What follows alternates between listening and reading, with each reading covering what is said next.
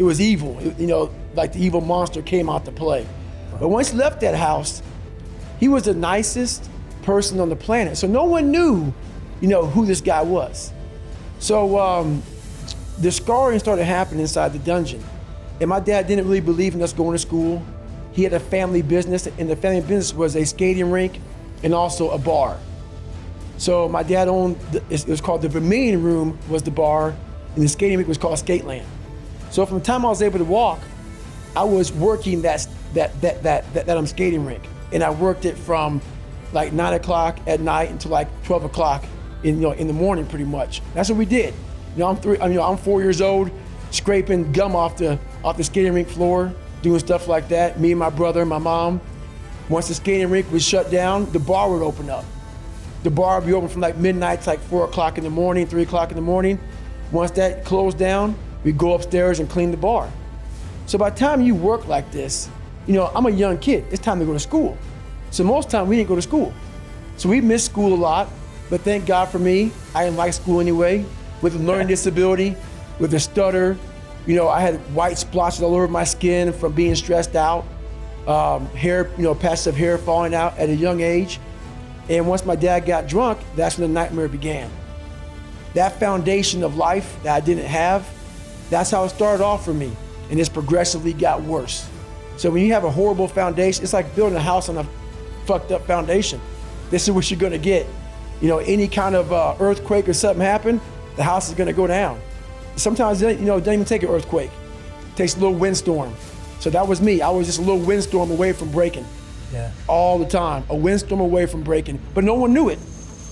I walked around like I was a pillar of strength at a young age. But that internal conversation you're having back here is this weak little kid, very afraid. And I think that's what makes the book very powerful, because I take you there. Yes. I take you to that spot of, I'm superhuman now, so you think. But a lot of people have a lot of problems that they can't overcome. It happened when I could never get over the hump.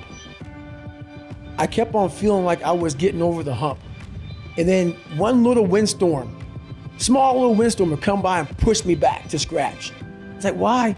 Why am I not, I'm learning how to read now. I was a junior in high school and couldn't read that well, a 4th grade reading level, because I would cheat on everything. And I learned how to read, I learned how to write. I taught myself all these things, all these disciplines. But whenever the first real big challenge would come, that little windstorm would push me back in the hole. And I realized, man, I'm fixing stuff on a surface level. I'm all surface, man. I'm not going deep into the cellar of my mind and fixing the foundation of my soul. My soul is broken. But I knew I could fix it, but I was afraid to go back. I was afraid to face the demons of my life, because you start lying.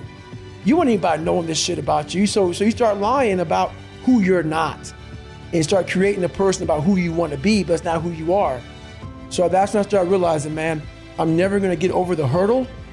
I'm always gonna live on a surface level until I go deep, deep into the sewer of my mind to figure out and face all of these different demons. That's hard. It's hard. We all like social media. We all like everybody to see us for who we wanna be. That's why we post beautiful things about us. That's not gonna fix you. So I realized that, and that's when I started going back. So I was about 24 years old, and I went from 175 to almost 300 pounds. The only way we can go forward is to go all the way back. And that's very scary to do for everybody. Yeah. But the only way you're gonna fix yourself is to go all the way back to the beginning, to your childhood, because that's where everything starts.